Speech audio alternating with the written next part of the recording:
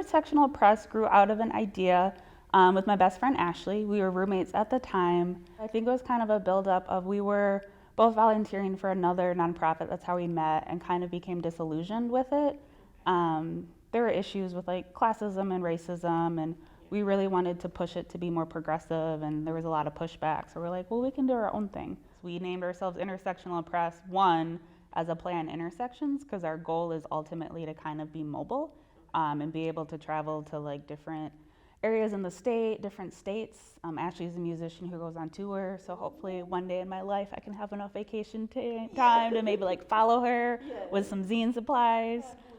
So there's that type of intersection, but then also intersectionality as it relates to social justice, and really making sure that folks who have traditionally been marginalized have a space to tell their stories. Zines are short for like magazine, and they're just like self-published pamphlets, if you will.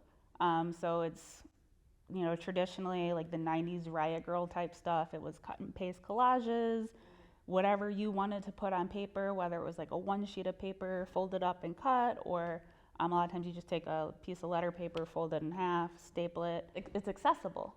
So that was part of why like I chose it. It's accessible. It's not like prestigious. It's not like, oh, you have to like go to a publishing house, but it's like, I want to make this pamphlet about my dogs. My first zine that I like made copies of and gave to people. So it was called Uprising 2020.